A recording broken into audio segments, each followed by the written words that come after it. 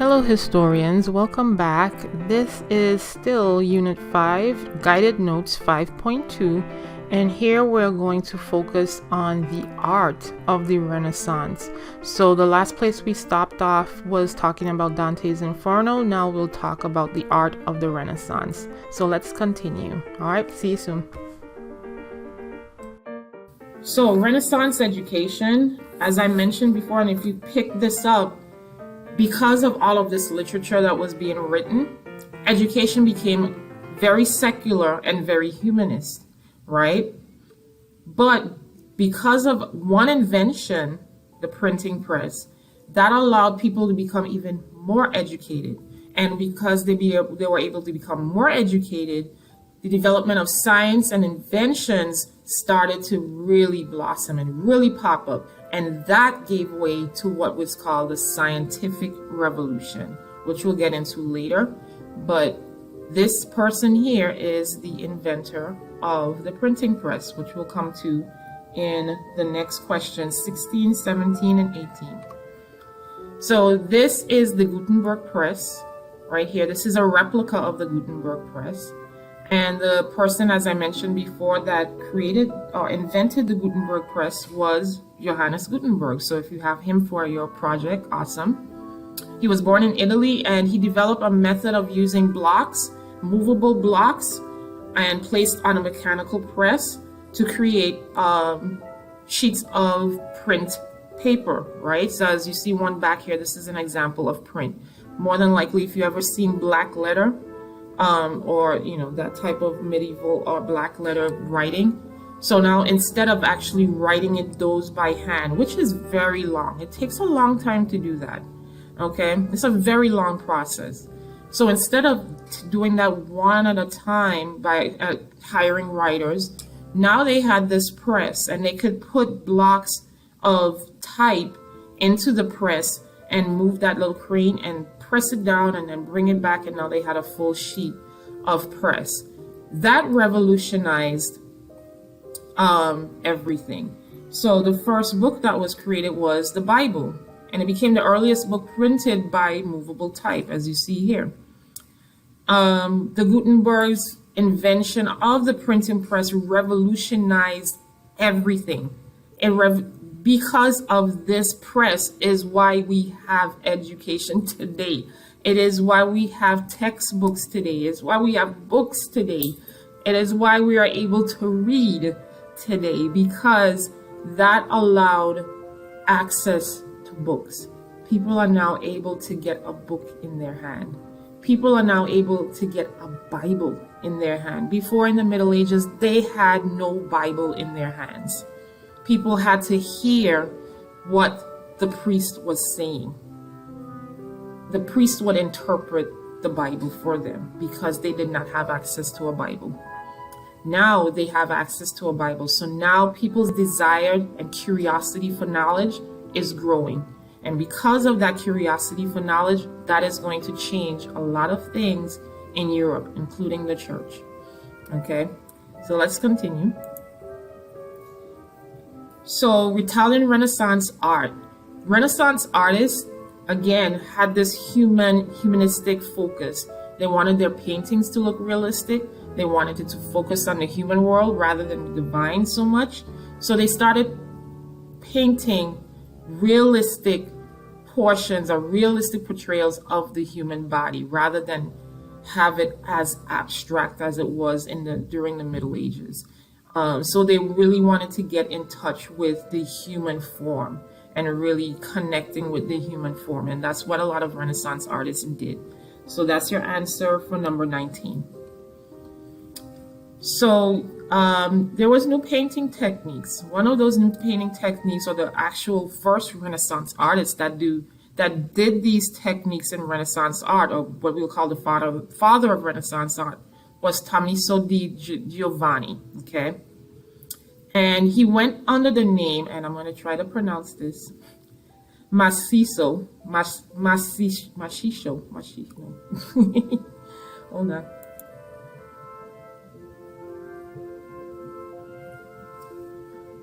So, Tommaso Giovanni was the first Renaissance artist. So I consider the first Renaissance artist. He went under the name Masaccio di Giovanni, okay? But actually that's the name Masaccio, okay? So Masaccio produced frescoes, which is considered masterpieces today. They're worth a lot today. I don't think you can get your hands on some of these because of how much they're worth. So he did a lot of frescoes, and a fresco, which is your answer for number 21, is a painting done on fresh wet plaster with water-based paints. And that technique was very prevalent during the Renaissance because it allowed for such lifelike and such depth of the painting. And that's what Masaccio, or oh, I could never say his name right, but I'll get it. That's what Di Giovanni, that's what he did in terms of his paintings. He used the laws of perspective, or he used perspective, which is an art technique, to create that illusion of a three-dimensional or 3D effect. So you can see that here in the archway of this painting, which was the Holy Trinity, which was one of his paintings. And you can see the depth that he did here using this perspective to be able to focus. The focal point is here on the crucifixion of Jesus. And that perspective allows for us to focus on here, on Jesus, and the depiction of God in the background, right? So that focus and that perspective is key in a lot of Renaissance art, okay? Renaissance sculptors also did use the same thing, looking at realistic works and looking at a human-centered world. In this case, Donatello was a sculptor. He's a famous sculptor, and no, not the Ninja Turtles. We're not talking about Ninja Turtles. We're talking about Renaissance artists, okay? We're gonna get through that. He studied Greek and Roman statues, going back to those classics, right? To help him create his own statues. And in this case, some of his famous works was St. George, which was a Christian saint. And one of his most famous statues is this one portrayed here, which is Donatello. This is a bronze statue, okay? And as you see here, the detail of the body is very prevalent, very, very detailed, very human-like and realistic, right? All right, so just like in the art world and sculpture, they also did the same thing in architecture. Filippo Brunelleschi was an architect, and he designed this church, which is Basilica di San Lorenzo in Florence. Okay, still stands today, okay, as you see here. And he went back to the classics of ancient Rome and ancient Greece, Greece, to use those classic columns that you see here. And you probably won't see it if you had to see the front. But he used those classic columns. So if you're doing Brunelleschi, this is that piece here. So he used those classic columns of ancient Greece and Rome, and also the round arches that you would see in Greece and in Rome, like the Pantheon, to create an open, airy space in the interior of the church. Okay. Also using a lot of artistic and mathematical skills to build the large dome here. That was a mathematical feat. That was a big feat because they did not know how this was going to happen without it collapsing on itself or falling off because of how tense this structure is. So there's beams inside that's holding it in place. So that was a big feat for them at that time. People are in awe and struck. If you are into architecture, they're still wondering how he was able to do that at that time. But it was some structural beams that was put in place in the way that it was structured from the bottom to the top that allowed it for it not to implode. Okay, and he had no formal architectural training, so that's interesting that he was able to create such a marvelous structure. All right, so high Renaissance masters. So Around the 1490s to 1500s or the early 1500s, this period was known as the High Renaissance. And there was some masters that came about it in terms of art. Leonardo da Vinci, Raphael, and Michelangelo. Again, not the Ninja Turtles, okay? These are Renaissance artists, okay? Leonardo da Vinci, and this is your answer for number 25 and 26, okay? Leonardo da Vinci is considered a Renaissance man because he was literally a jack of all trades. So if you have Leonardo da Vinci as your project person for your project, this is for you, okay? Leonardo da Vinci was an artist, he was a scientist, he was an inventor, he was an engineer, he was practically everything under the sun. Which is why he was called a Renaissance man. He was involved in practically all of the scholarly, intellectual things of the time.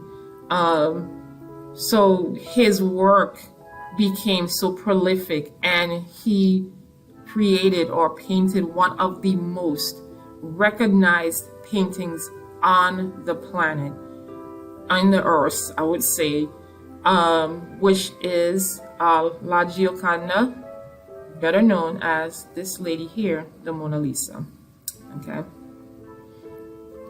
And this is some work of Michelangelo. So he also did David, as you see here, very ornate, very detailed sculpture, but this one was done in marble. This is a full statue from head to toe, and he even went as far as making sure that the hands were bigger because he figured that David at the time would have been in his late teens or maybe his early 20s, so his hands anatomically are correct for his age. That's how detailed it is. Okay, so if you're doing Michelangelo, there you go. As your project, that will be awesome. Raphael did the School of Athens here. This is a fresco. If you can see how detailed and ornate this is a throwback again to the classics of Greece. These archways, right? And the depth of field, looking in that perspective, having that focus being here. This is supposed to be Aristotle, and I think this is Plato. And having that focus here, and then everything stemming from here, that is called perspective. Okay, and having a central focus. All right, so this is 27, 28, and 29. The Northern Renaissance. In Northern Europe, they also experienced the Renaissance, but it took it was looking different in terms of art. Okay, in the Northern Renaissance, they also looked towards realism. They also looked to detail, but they were very particular about having facts. They were very faithful to showing the facts of religion, per se.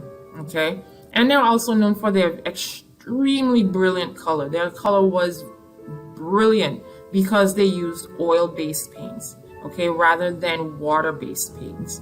Okay, also, so that's your answer for number 27. They also used something called a triptych. And a triptych is wooden panels, as you see here, that kind of folds into each other almost like a brochure. And those were wooden panels for altarpieces, okay? So trip or tri is 3, and then, of course, the tick is the panels, okay? So they use these wooden panels for their altars. And the reason why they did that, which is number 29 on your guided notes, the reason why they did that, because they did not have the large cathedrals or the large churches like in Italy, okay? Their cathedrals were much smaller, okay? And they had limited spaces. So in order to have that beauty in their church, they created these wooden panels so that they can have that awesome beauty that is in, like in Italy, okay? So that's your answer for number 29. All right. And last but not least, we have some of the Northern Renaissance artists. Some of those Northern Renaissance artists was Jan van Eyck, Albrecht Dürer, and Robert Campin. Okay. And as I mentioned before, a lot of them use oil-based paints because they can reuse it. It wouldn't dry quickly, and then now they can repaint and repaint and repaint so that they can get that finite detail as they wanted. They were very precise. Okay, but the difference between John Van Eyck's paintings and Duer's paintings, John Van Eyck used a lot of realism in his paintings rather than just perspective, whereas Duer used a lot of perspective in his paintings because he was studying in Italy rather than the realism. Okay, so I think this is a painting of Duer here where he is using a lot of perspective, as you see here, but the realism is still there, but not as detailed as Van Eyck did in his paintings, okay, which you'll see in a minute. So this is Duer, as you see here. A lot of depth, a lot of perspective. The central person here being the Feast of the Rosary. This is the Virgin Mary, right? A lot of depth here. Okay, perspective here, as you see, this, her focus is on her face and everything stems outward, right? And the difference here, still a lot of color, as you see here, the color is extremely vivid. But as you see here with John Van Eyck, the attention to the faces and the detail on the faces of the people is immaculate, okay? And also here, in this case, he is using perspective, right? He is using perspective in this one called the Adoration of the Mystic Lamb. But he didn't use it as much, okay? So here the focus is on the lamb and everything stems from here, okay? And the lamb, of course, is supposed to represent Jesus, in this case, Jesus Christ. And here, this is what you saw in the background of the previous one. This is a triptych, as you see here, 3 panels, and they're wooden panels, and they would be hung in churches in the north, in the northern churches or cathedrals. Okay, and this is called the Annunciation or Annunciation. So this is, it starts from here and kind of moves its way this way. Okay, and usually it would tell very precise stories from religion. Okay, so that's it. In the next one, we'll talk more about the Protestant Reformation and how all of these scholars and their writings and so forth gave way to one of the biggest events of this time period. So I'll talk to you soon and have a great time.